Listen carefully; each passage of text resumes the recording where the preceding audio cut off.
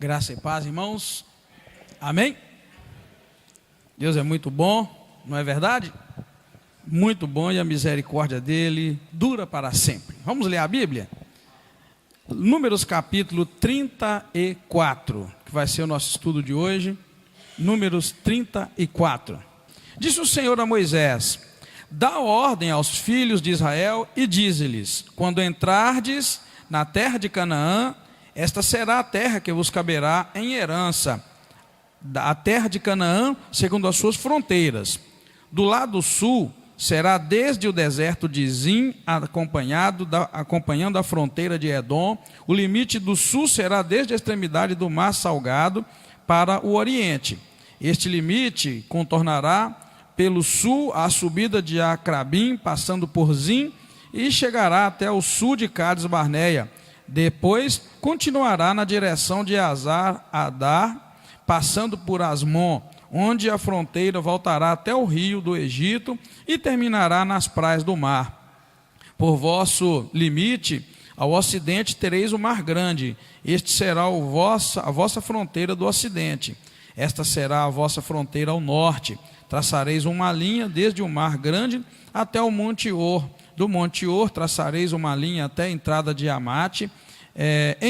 Então a fronteira seguirá para Zedade. Dali continuará até Zefã e terminará em Azar-Enã. Esta será a vossa fronteira do norte.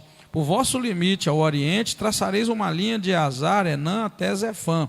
A fronteira descerá até Zefã, de Zefã até Ribla, ao oriente de Aim, e continuará descendo ao longo da costa oriental do mar Quinerete. Esta fronteira descerá então ao longo do Jordão e terminará no mar Salgado. Esta será a vossa terra segundo as fronteiras que a cercam. Moisés deu ordem aos filhos de Israel, dizendo: esta é a terra que herdareis por meio de sortes. O Senhor mandou dá-las às 9 tribos e meia, porque a tribo dos filhos de Ruben, segundo as suas famílias, a tribo dos filhos de Gade, segundo a casa de seus pais, e a meia tribo de Manassés já receberam a sua herança. Essas 2 tribos e meia já receberam a sua herança deste lado oriental do Jordão, em frente de Jericó. Disse o Senhor a Moisés: são estes os nomes dos homens que vos repartirão a terra por herança: Eleazar o sacerdote e Josué o filho de Num. Para cada tribo tomareis um líder para repartir a terra em herança.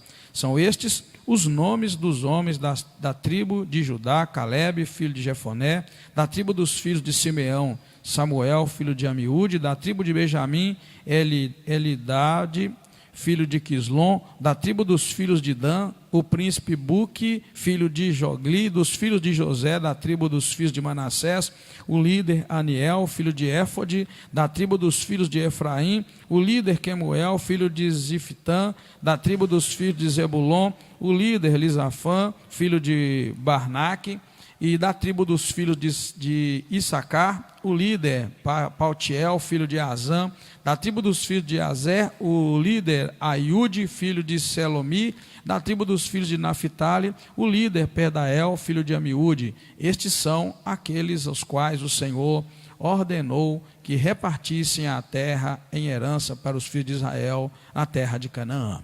Amém, queridos? Oremos nessa hora mais uma vez. Pai querido, muito obrigado. Nós te agradecemos por esta linda oportunidade de nos reunirmos em torno da tua palavra e pedimos mais uma vez a ajuda do teu Espírito Santo para que nos fale segundo o teu propósito, segundo a tua vontade. Obrigado mais uma vez, nos entregamos a ti desde já e pedimos que o teu Espírito Santo nos fale e nos ajuda em nome do Senhor Jesus Cristo. Amém? Pode sentar, queridos.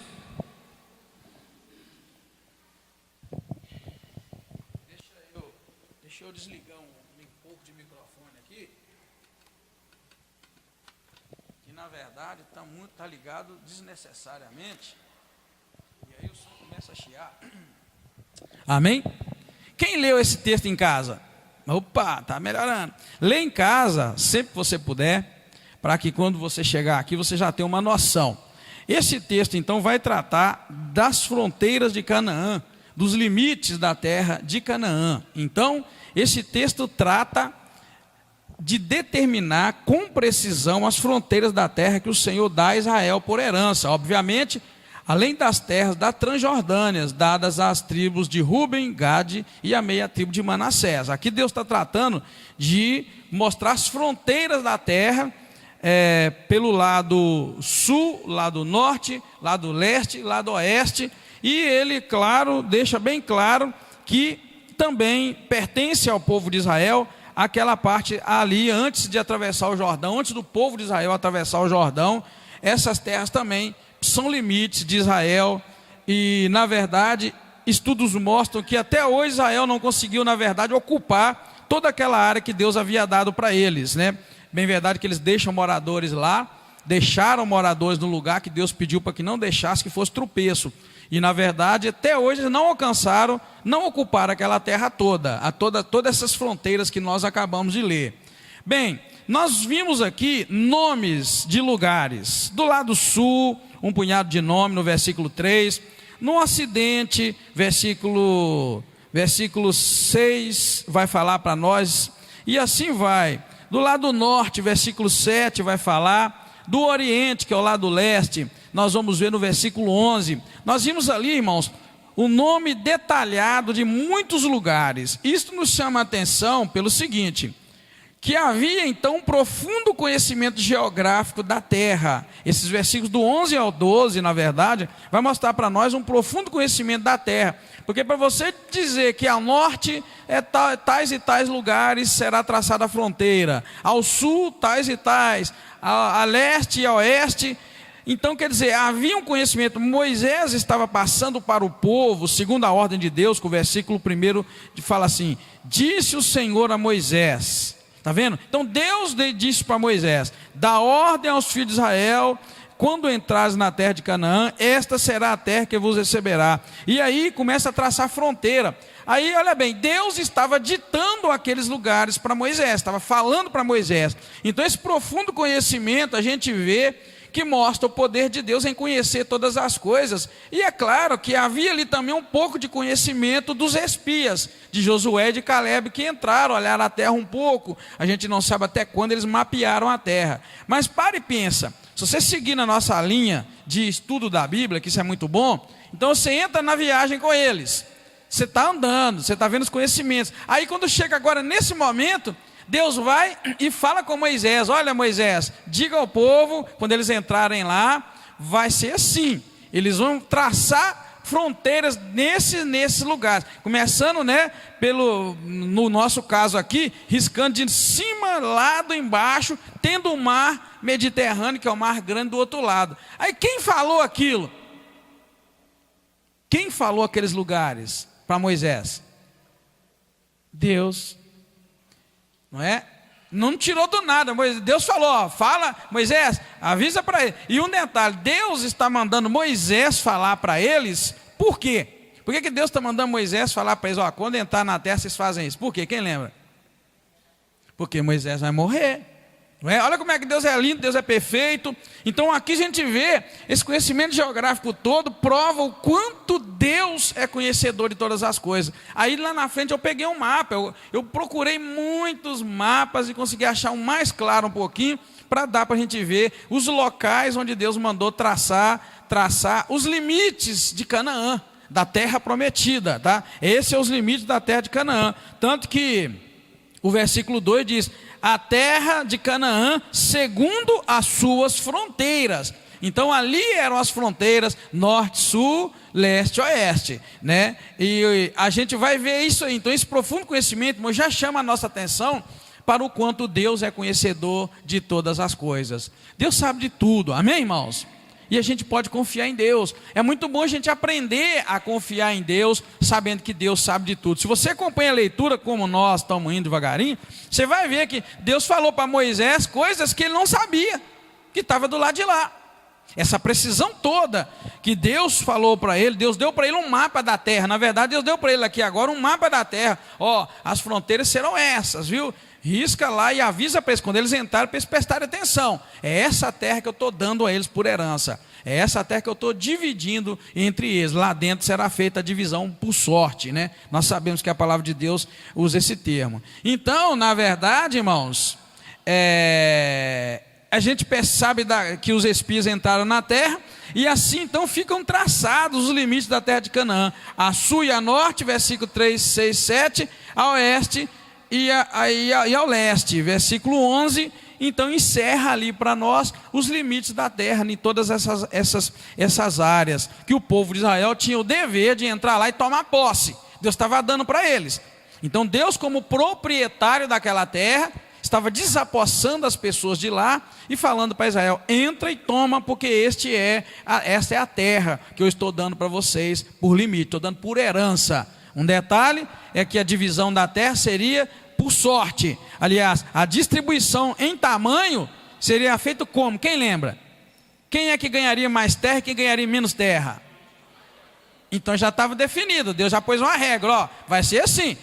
A quantidade de terra, Deus já disse, quantidade vai ser assim: tribo maior, mais terra; tribo menor, menos terra. Mas agora a posição, a área que cada um, o terreno que cada um ia ganhar, a localização, já seria por sorte. Já não seria mais assim, ia tirar sorteio. Sorteio esse que não está claro na Bíblia como foi, mas seria por sorte. Cada um ia herdar por sorte. Deus determinou o tamanho da terra que cada um teria. Ninguém podia ter briga, ninguém podia brigar. Deus falou. Agora vai entrar a questão da sorte. Bem verdade que 2,5 tribos não quiseram receber de Deus a herança por sorte. Eles escolheram ficar antes do Jordão, que nós lemos lá, que eles pediram para ficar lá porque era a terra de gado, né? Não é isso? Então esse ali é o mapa que eu falei para vocês. Entre todos os mapas que eu procurei, esse é o mais claro. E olha que isso é uma imagem de satélite. Isso é uma imagem do Google. Então isso não é uma imagem de desenho, mas os desenhos traziam mais ainda com os detalhes. Só que aí eu preferi pegar esse aqui. Então você vê aqui, esse aqui é o Mar Grande, o Mar Mediterrâneo, está lá o mar, nas ondas dele e tal, você pode ver. Então parte daqui, olha, o lado norte do Monte Or, passando por esses locais todos aqui, tá vendo, ó? Zedade, vai passando, Azar, Enã, e vem embora. Chega aqui, ele vem na linha quase do Jordão, tá? Essa aqui é uma linha do Rio Jordão que a gente não vê aqui no mapa com o nome. É uma linha do Rio Jordão, passando pelo Mar Salgado ou Mar Morto, tá? E desse lado aqui é que aqueles meninos ficaram. Gade e a meia tribo de Ruben, Gade e a meia tribo de Manassés preferiu ficar desse lado de cá do Jordão.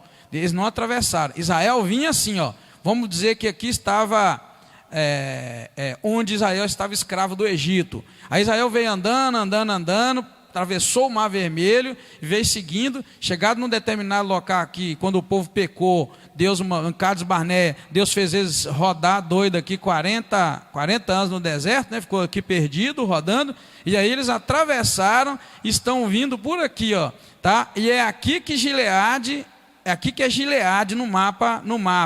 Aí então por aqui assim, nessa região. Então por aqui eles vão ficar. Eles pediram a terra deles. Eles vão atravessar o Jordão. O Rio Jordão passa, como eu disse, por aqui nesse trecho, nessa linha assim. Aí eles vão atravessar o Jordão e tomar a posse de Canaã. Só que essa parte aqui fica pertencendo a Israel também, que é a parte das 2 tribos, onde estava Gileade. Então isso é só para a gente ver mais ou menos, tá? Se a gente for ler, seria mais ou menos assim, olha, ao sul. Vamos pegar aqui o sul, né? O sul fala que desde o deserto de Zin, tá? Deserto de Zin, que é uma região mais ou menos, aqui está escrito aqui, ó, deserto de Zin, nem foi preciso, eu vi tanto mapa que eu estou até localizando. Está aqui o deserto de Zin, que é uma região mais ou menos por aqui, que tamanho não quer dizer nada, tá, irmãos? Então aí vai marcando, Edom, toda a região de Edom, e vai passando, que vai fechar no versículo 6, vai fechar no mar, versículos 5 e 6, vai fechar aqui nesse mar grande, ó, essa região que é o sul. Aí Deus mede ó, lá do norte, no versículo 7, olha, esta será a vossa fronteira norte, traçareis uma linha desde o mar grande até o Monte Or. Traçareis uma linha desde o mar grande até o Monte Or, tá vendo? Ó, ele coloca o Monte Or bem pertinho por aqui, e vai seguindo essas cidades, e vai fechando o mapa, tá vendo? Vai fechando o mapa. Então não é difícil localizar, né? Não é difícil localizar no mapa que a gente começa a comparar, só para ter uma noção. Então até hoje, no livro, nós estamos rodando desde a saída do Egito, né? Nós estamos vindo e o povo rodeando aqui, agora à beira de atravessar o Mar Vermelho, Desculpa, ao medo de atravessar o Jordão, Deus já dá a instrução dos limites, para quando eles chegarem lá, eles já sabem. Nós vamos ter que tomar posse e esta é a nossa terra, né? A palavra limite, por exemplo, aparece 4 vezes diretamente nesse texto. Limite, limite, limite, limite. E um punhado de vezes a palavra limite aparece implicitamente, quando ele vai falar que será desde tal lugar, desde aqui até lá. Então, somando aí, deve dar mais de 10 vezes que a palavra limite, diretamente 4 vezes, e muitas outras falando da extensão, até onde deveria ir. Hein? Divisa, exatamente. Limite é divisa, né? Isso tudo é o que Deus está. Isso não tem, como eu repito, não tem nada, né, perfeito ali, é só uma figura, mas são as divisas da terra. Então a palavra-chave nesse texto é limite, né? É divisa. Até onde nós vamos, até onde nós não vamos, até onde Deus está nos dando, até onde não estamos, né? Até onde Deus está mandando e dando autoridade para a gente tomar posse, até onde Deus não está mandando. Então aparece limite 4 vezes direto e mais outras vezes aparece implicitamente quando vai falar que é de uma localidade a outra, tá? Eu repito que na verdade Israel não conseguiu alcançar, tomar posse de todas as terras que Deus deu para ele. O que isso nos lembra? Isso nos lembra que aquele texto que Deus nos dá infinitamente mais do que tudo aquilo que a gente imagina que Ele possa dar, né? Israel não chegou a tomar posse de tudo. Claro que a gente vai ver que Israel vai pecar, Israel vai desagradar a Deus, Deus vai mandar eles escravos outra vez para a Babilônia, e assim o povo de Israel vai sofrer um bocado ali por resistir, né, à vontade de Deus. Note bem, como eu já disse, que o tamanho da herança era determinado pelo tamanho da tribo. Capítulo 33 vai dizer para nós: ao mais numeroso dareis herança maior, e ao menos numeroso dareis herança menor. Onde a sorte cair para alguém, aí será a sua herança. Segundo as tribos de vossos pais, tomareis as heranças. Está vendo? Então aqui deixa claro para nós. Agora, a posição da terra era determinada por sorte, exceto para as 2,5 tribos que escolheram herdar do outro lado do rio Jordão. Versículo 12 e 15, então, trata disso. Esta fronteira, a fronteira leste no caso, essa fronteira descerá, então, ao longo do Jordão e terminará no Mar Salgado, né? E terminará no Mar Salgado. Esta será a vossa terra, segundo as fronteiras que a cercam. Moisés deu ordem aos filhos de Israel, dizendo: essa é a terra que herdareis por meio de sortes. O tempo todo está trazendo, vão herdar por meio de sorte. O Senhor mandou dá-las às 9,5 tribos. O versículo 13 ainda deixa claro, vai dar para as 9,5 tribos. E explica por quê. Verso 14, porque a tribo dos filhos de Ruben, segundo as suas famílias, a tribo dos filhos de Gade, segundo os seus pais, e a meia tribo de Manassés já receberam a sua herança. As 2,5 tribos já receberam a sua herança desde o lado oriental do Jordão, em frente de Jericó. Veja que eles ficaram do lado antes de entrar em Jericó, né? Eles pediram suas terras na terra de Gileade. É assim que Deus vai fazendo, não é? Então aqui ainda diz claro que eles vão herdar de frente de Jericó, né? Eles vão ficar bem de frente de Jericó. Bem, em seguida, irmãos, Deus começa a nomear os líderes que repartirão a terra. É incrível que Deus vai colocar um sacerdote e um líder do povo, que a gente poderia chamar de um líder civil. Veja bem como é que está lá escrito no capítulo, no verso 16 e 17. Disse o Senhor a Moisés, outra vez é ordem de Deus, tá? São estes os nomes dos homens que repartirão a terra por herança: Eleazar, o sacerdote, e Josué, o filho de Num. Veja que até quem vai repartir, Deus já define para não ter confusão. Está vendo como é que uma liderança é importante, irmãos? A gente precisa reconhecer a liderança. Nesse caso, quem ia repartir era o sacerdote Eleazar e o Josué, que era um líder comunitário, era um líder civil, ele era o líder que conduzia aquele povo. E o sacerdote, um líder religioso, e um homem que liderava o povo diretamente. Veja a presença de Deus, né? Que a gente pode dizer ali, a presença de Deus na divisão das terras, representado pelo sacerdote, filho de Arão, né? Que estava ali com eles. Pois Moisés ia morrer antes de entrar na terra. Então essas instruções são passadas para Eleazar e para Josué, porque na verdade Moisés ia morrer, já não ia entrar na terra. Então Deus tratou ali de definir, olha, Eleazar como sacerdote, Josué como um líder, vai dividir a terra, porque Moisés estava fora de qualquer possibilidade, Moisés já não ia entrar, e o povo precisava ter convicção de quem é que ia fazer essa distribuição. Vamos lá, o que aconteceria se ninguém soubesse quem ia distribuir a terra? Já imaginou? O que ia acontecer se Deus não tivesse definido quem é que ia distribuir a terra? Hein? Isso, ia ter guerra entre eles, ia ter confusão. Pense bem, querido, nós estamos acompanhando um texto com muito cuidado e com muita suavidade, para não deixar dúvida. Se na presença de Moisés, vivo, o grande Moisés, que veio do Egito com eles, fez todos aqueles sinais, no capítulo 32, 2 camaradas levantou para causar uma tragédia no meio do povo, Rúben, Gade e a meia tribo de Manassés, se na presença do líder, que eles deveriam temer de certa forma, já 2,5 tribos, 2 tribos na verdade, levantam para pedir herança antes do Jordão, poderia desanimar o povo, causar tristeza, por causa daquela posição deles, de até covardia, vamos dizer assim, porque nós deixamos claro que eles não queriam entrar lá. Eles falaram para Moisés, não nos faças passar esse Jordão. Eles estavam literalmente desanimando o povo. Se Moisés não é usado por Deus para repreender eles com a palavra um pouco dura e colocar sobre eles a responsabilidade de uma outra tragédia, como foi lá dos espias em Cades Barné, se Moisés não fosse um instrumento poderoso de Deus ali, teria causado outra tragédia, o povo todo ia desanimar de atravessar. Por que nós vamos atravessar e apanhar e levar espadas e morrer, sendo que podemos ficar aqui do lado de cá sem tomar posse da terra? Então, queridos, Deus está fazendo exatamente por isso.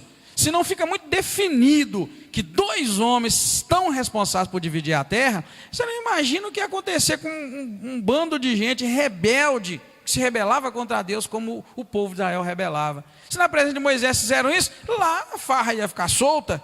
Tanto que você vai ver que Deus já começa a dar uma autoridade tremenda para Josué. Então logo Josué assume e vai conduzir o povo, Deus dá para ele autoridade, para mostrar sinais através dele, para que o povo veja, opa, o poder de Deus que estava sobre Moisés, agora está sobre, logo no Rio Jordão nós vamos ver isso. O poder de Deus que estava sobre Moisés está sobre Josué, então nós podemos confiar nele.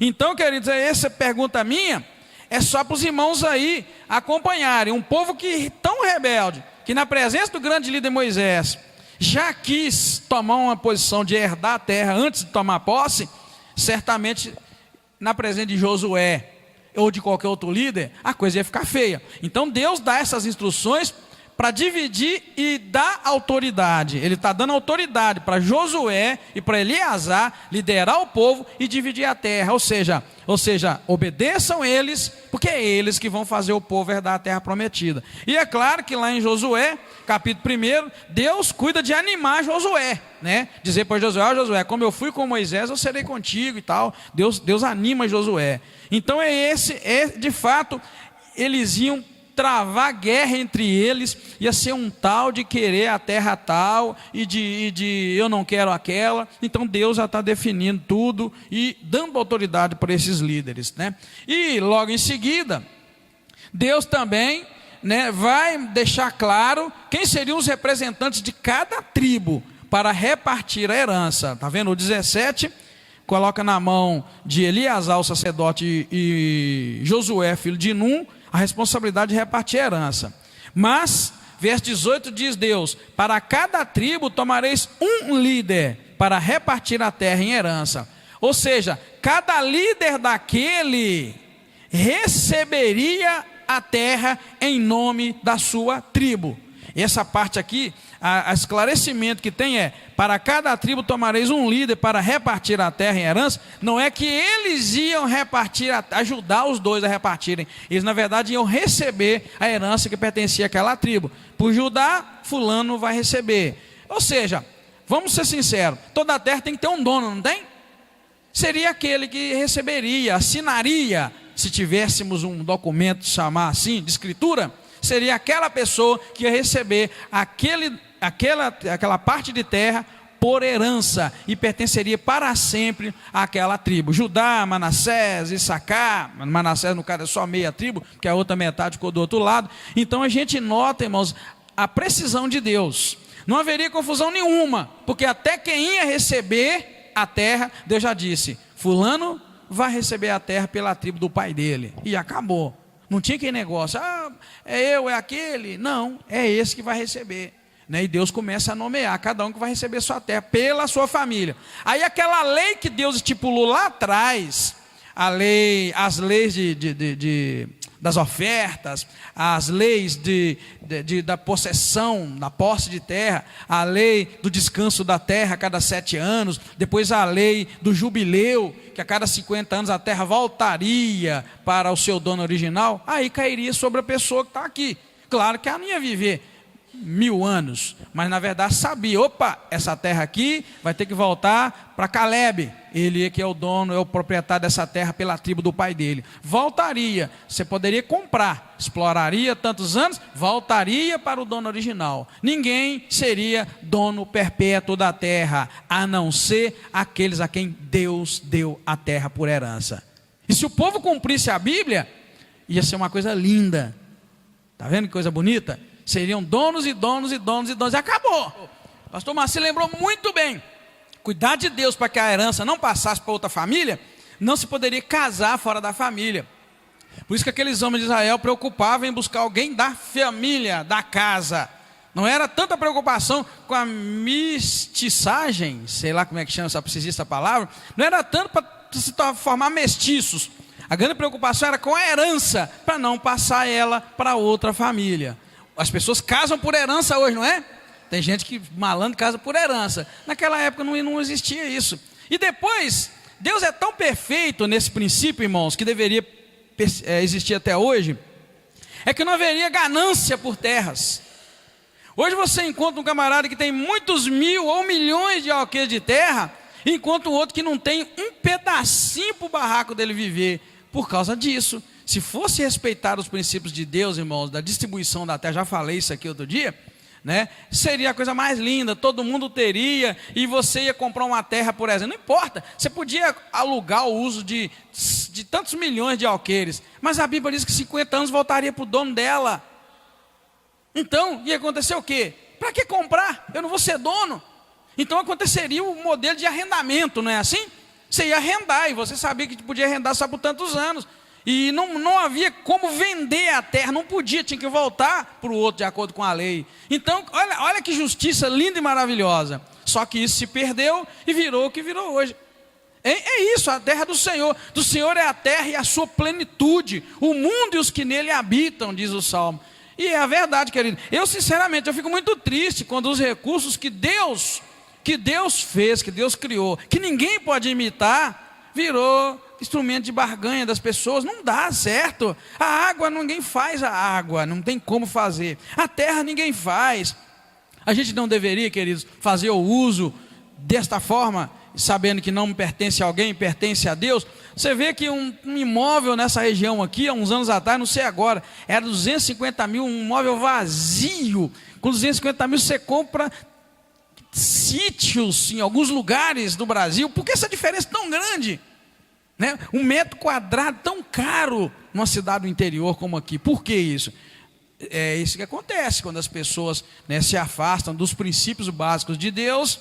Eu disse, a igreja primitiva ela ainda andou um bom tempo seguindo alguns princípios da igualdade, da igualdade das coisas. Quando eles vendiam suas propriedades, quando eles depositavam a oferta para os apóstolos administrarem, para a igreja, eles tinham 2 túnicas, repartiam com quem não tinha nenhuma. Então viveu-se um tempo onde tudo era comum, onde ninguém queria ter mais. Só que hoje a gente sabe que o sistema mudou. Hoje eu tenho que ter o melhor celular, não é assim? Hoje eu tenho que ter o melhor carro, a minha roupa tem que ser a melhor, e as pessoas trocam de celular só porque saiu um outro da moda, o dele está funcionando, ele compra um outro. Então virou uma competição, uma loucura.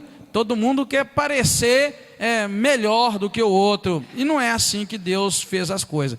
Quando eu vejo um celular, por exemplo, um celular daqueles antigo, eu até olho assim, até assusto, porque não é comum a pessoa usar algo até acabar, não é assim? Então eu usei umas cadeiras simples lá em casa, mais de 20 anos, né? Aí uma pessoa foi me visitar, o senhor trocou a cadeira? Eu falei, aí, não, consertou? Eu falei, não consertei, não, eu tive que trocar, porque já tinha 20 anos, desmontou tudo. Ou seja, por que não usar até desmontar? Por que não usar até não dar mais? Não, mas você tem que trocar. Não, eu tenho que trocar de carro todo ano. Não é? Não, claro que não é a nossa realidade, mas você sabe que tem muitos que fazem assim. Você vai trocar de carro por quê? Porque eu tenho que trocar, já saiu um punhado mais novo, me ajuda.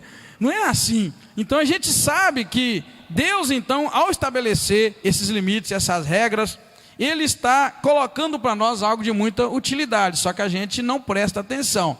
Então, vamos ver esses representantes. Agora, um detalhe nesses representantes de cada terra, que nós vamos ver a partir do verso 19, são os nomes que vão herdar, que vão, aliás, receber as terras. Olha para você ver. Para cada tribo, verso 18, tomareis um líder para repartir a terra em herança. São estes os nomes dos homens. Da tribo de Judá, Calebe, filho de Jefoné. Tudo bem, dá para entender. Calebe, quem é Calebe? Agora vai aparecer uns nomes aí que a gente nem conhecia. Da tribo dos filhos de Simeão aí, Samuel, não é o Samuel profeta não, tá, irmãos? Que nem nasceu ainda, tá? Filho de Amiúde. Da tribo de Benjamim, Elidade, olha os nomes. Da tribo dos filhos de Dan, Buqui. Dos filhos de José, da tribo dos filhos de Manassés, que foi dividido em duas, na verdade, né? Aniel, filho de Éfode. Da tribo dos filhos de Efraim, Quemuel. Da tribo dos filhos de Zebulon, o líder Elisafã, filho de Parnaque. Da tribo dos filhos de Issacar, o líder Paltiel, filho de Azã. Da tribo dos filhos de Assé, o líder Aiude, filho de Selomi. Da tribo dos filhos de Naphtali, o líder Pedael, filho de Amiúde. Note que essas pessoas são desconhecidas. Até nós que estamos lendo a Bíblia, a gente não tinha visto falar desses nomes, né? Como Deus é tremendo, né? Deus permanece o compromisso dele com as tribos originais, cumprindo um compromisso que foi feito lá para o avô, sei lá quem é, daqueles homens, mas Deus cumpre a palavra dele. Então me chamou a atenção quando eu comecei a ler esses nomes, que na verdade Calebe vai receber sua terrinha, mas na verdade a gente não vai ver aqui, você não vai ver aqui aqueles homens, mas Deus está cumprindo com Benjamim, por exemplo, versículo 21, Deus está cumprindo com Benjamim e entregando a terra para uma pessoa que até nós na Bíblia já não conhecemos, nem vimos, não sabemos de relatos deles. Você vê como é que Deus é fiel. Deus pode te prometer algo e cumpre, ainda que você morra e nasça filho seu, e depois nasce outro, nasce outro, nasce outro. Pena que a gente não tem registros para que seja lido como nós estamos lendo. Ou seja, achei lindo, compromisso com Benjamim, Deus está fazendo aqui agora, né? Com José lá no Egito, Deus está cumprindo. Com os filhos os filhos de José, compromisso, não, os filhos de José não, falei errado, né? Filho de filho, Deus está cumprindo, porque Deus é um Deus fiel, Deus não falha, a gente pode confiar quando Deus promete. Não quer dizer necessariamente que nós vamos provar das bênçãos. Só um minutinho, viu, irmão? Que não quer dizer que nós vamos provar, ou seja, nós vamos ver a concretização de algo que Deus prometeu, mas Ele vai cumprir. Veja bem, versículo 23. Dos filhos de José, da tribo dos filhos de Manassés, o líder Aniel, filho de Éfode. Ó, pra você ver, o camarada fala de quem ele é filho. Da tribo de Manassés, o líder, o nome do rapaz é Aniel, filho de Éfode, da linhagem de Manassés, que é filho de José, né? Que é filho de Jacó. E Deus prometeu, foi Abraão, a Isaac, Jacó. Olha como é que anda. Deus prometeu a Abraão, Isaac, Jacó, José, Manassés, e chegou nesse menino aqui agora. É ele que vai tomar posse da terra. Só que eu contei, ó, Abraão, Isaac, Jacó, José, Manassés, e aí foi chegando até no menino aqui. Só contei 6. Deus é um Deus fiel. Tendo em vista que as pessoas viviam nessa época aqui, lá mais no início, era muitos anos, foi caindo. Se você colocar 120 anos, por exemplo, a cada um, Quanto tempo não está demorando para Deus chegar a entregar a terra em posse? Está vendo, queridos? Houve muitos que impediram a bênção, houve muitos que retardaram a bênção, mas agora estão chegando à beiradinha. Então, queridos, a gente aprende muito quando começa a ler esses textos e começa a imaginar a fidelidade de Deus. Deus é fiel, Deus cumpre aquilo que Ele prometeu, mas nós não podemos esmorecer. O que eu sugiro é que nós não sejamos empecilho para a promessa de Deus se cumprir. Então, se Deus prometeu algo para a tua família, não impeça. Ajuda a bênção concretizar. Ensina os teus filhos sobre a bênção que Deus prometeu. É aquilo que eu disse. O papel nosso é ensinar para os nossos filhos o que Deus prometeu para eles guardarem e segurarem aquilo. Eles têm que saber das maldições da família que estão sendo quebradas, e eles têm que saber das bênçãos que Deus prometeu, para eles cuidarem na quebra da maldição e para eles tomarem cuidado de seguir e não impedir, nem retardar. Eu nem diria impedir, eu diria retardar. Porque se Deus promete, como nós vimos aqui, Ele pode até tomar anos, mas Ele vai cumprir. Chegam lá e retarda, Deus vai e para aquilo um pouco. Mas Deus nunca esquece, está escrito o que Deus disse, Ele vai cumprir. Para que não haja mistura e não haja pobreza.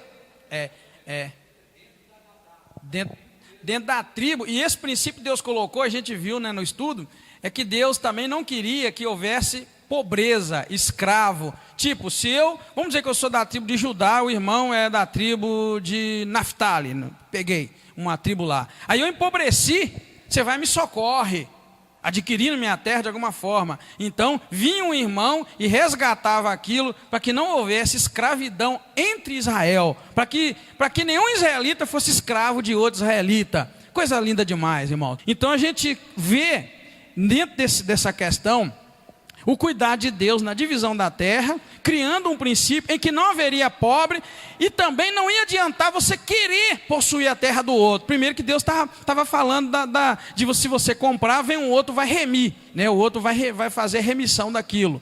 Na verdade, quando terminar os 50 anos, não adianta, ia voltar. Tanto que o preço de venda, nós vimos lá, quando a gente está estudando Levítico, o preço de venda era, na verdade, calculado de acordo com o tempo de produção que a pessoa poderia ter na terra. Tipo, se eu fosse comprar a terra do irmão Zé Ali no primeiro dos 50 anos, eu ia produzir, por exemplo, 49 anos, então a terra do Zé Ali tinha um preço. Mas se eu fosse comprar a terra do Zé Ali já com 40 anos que ela estava produzindo, eu ia pagar só 10 anos de terra, era o preço da terra. E se eu pegasse ela com 3 anos para fechar os 50 anos, era só 3 anos que era o calculado o valor da terra. Olha como é que Deus é justo e fazia justiça.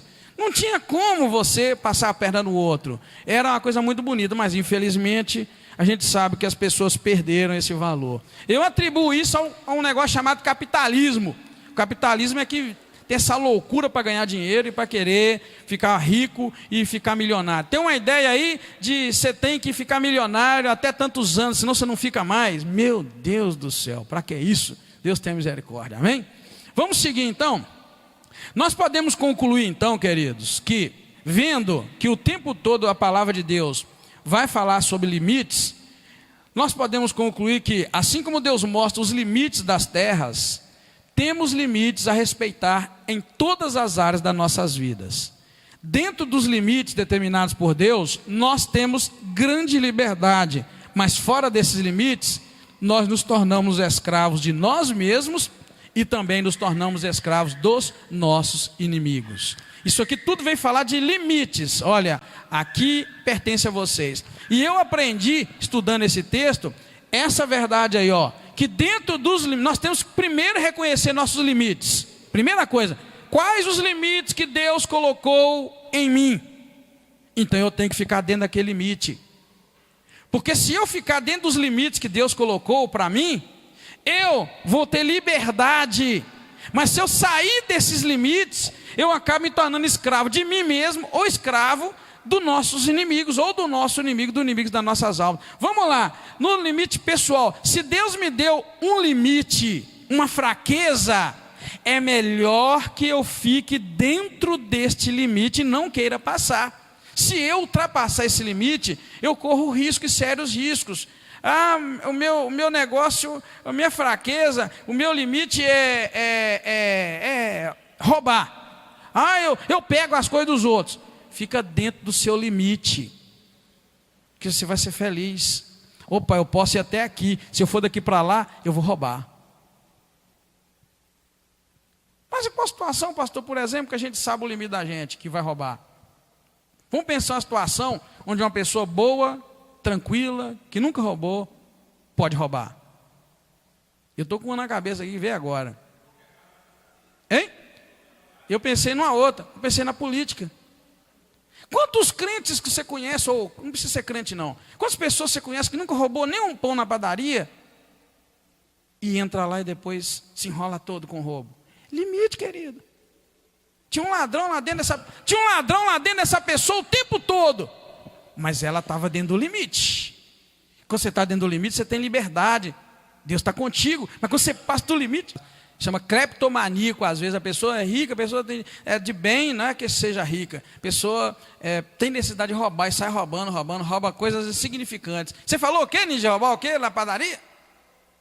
O troco. Tem gente que não consegue devolver o troco a mais.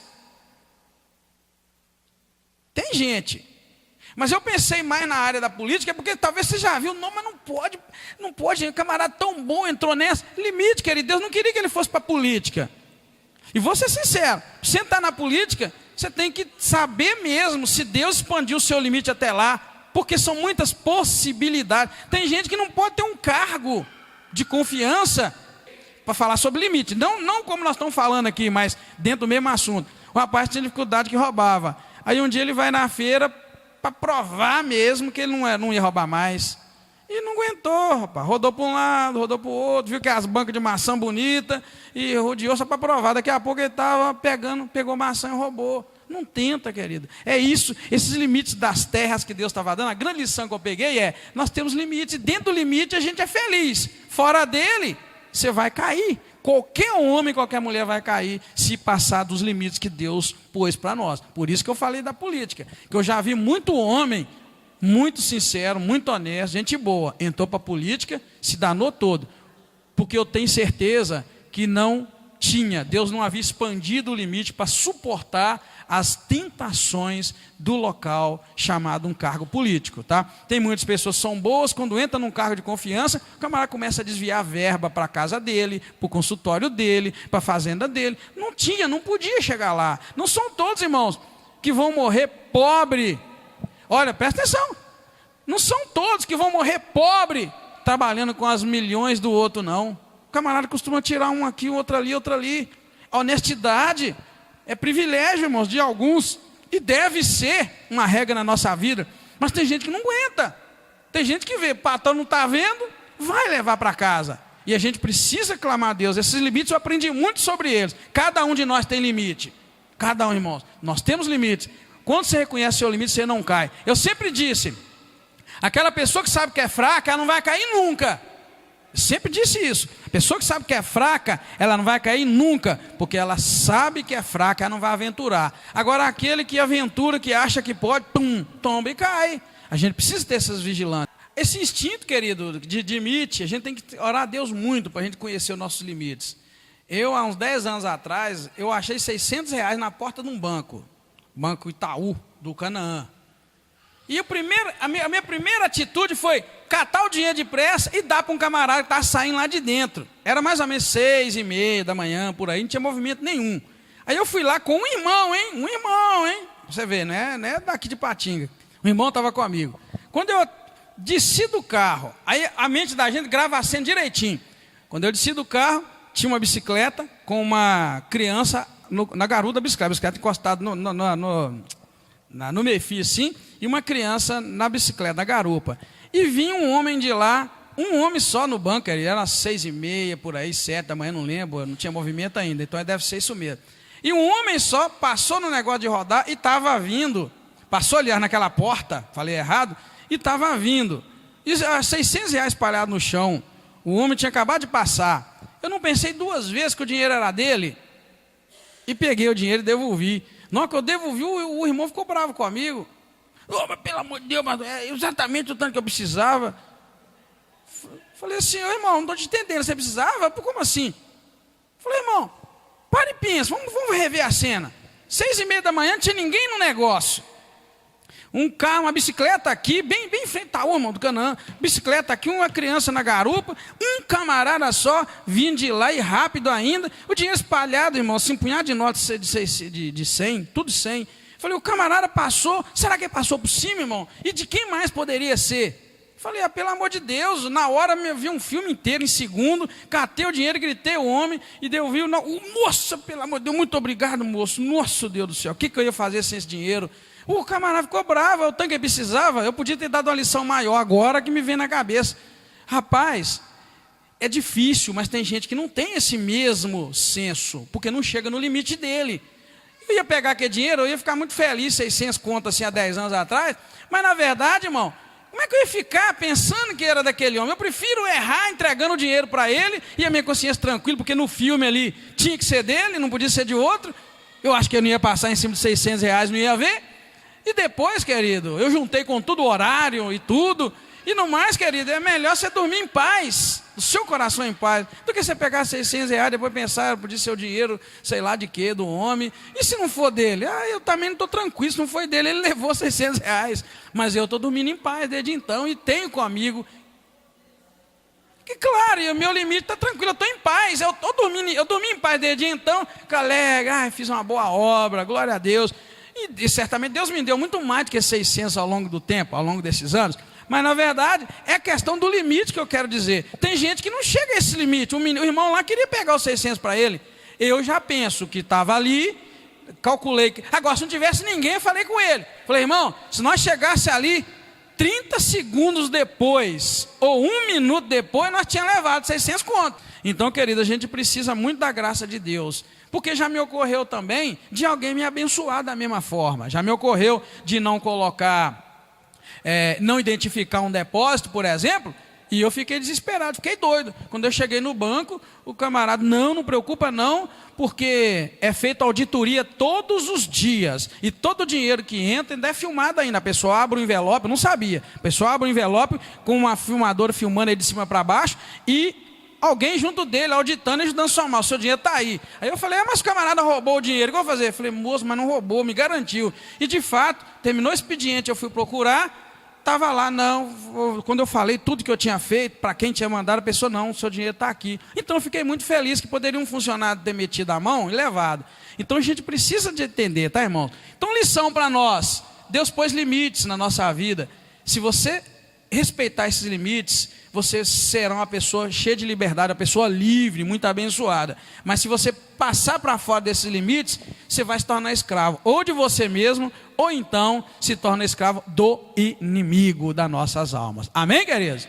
E todo mundo tem um espinho na carne, com o qual tem que aprender a conviver. Amém, irmãos? Às vezes é a fofoca, às vezes é tirar testemunho precipitado, pensar mal de alguém. Todo mundo tem um espinho na carne com o qual tem que aprender a conviver. E quem aprende a conviver é feliz e abençoado, e Deus usa. Por isso que os homens e mulheres da Bíblia eram falhos, porque tinham limites, e Deus deixa a gente ver os limites deles.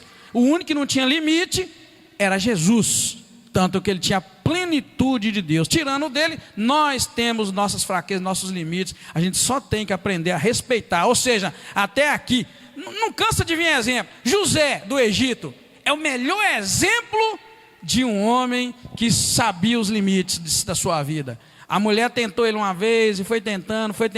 Na hora que ele viu, opa, chegou no limite, ele pulou fora, a mulher rasgou a roupa dele, ficou com a roupa dele, ele saiu meio que pelado, né, ou seminu, mas ele não passou do limite. Se ele ficasse mais um pouco, ele ia ter problema. Pulou fora. É um real exemplo, que se você ficar dentro dos limites que Deus pôs para você, depois ele te honra e te abençoa. Agora, se você der bobeira e permanecer e passar daquele limite, você vai ter problema. E vai ter problema sério. Amém, queridos? Vamos orar e vamos para casa? É muito bom estudar a Bíblia. Semana que vem, se Deus quiser, nós vamos estudar sobre as cidades dos levitas e as cidades de refúgio, né? E aí na próxima semana a gente encerra e entra no livro de Deuteronômio. Vamos orar. Obrigado você que veio. Deus te ajude, te fortaleça, te dê uma ótima semana. Amanhã, oração da juventude.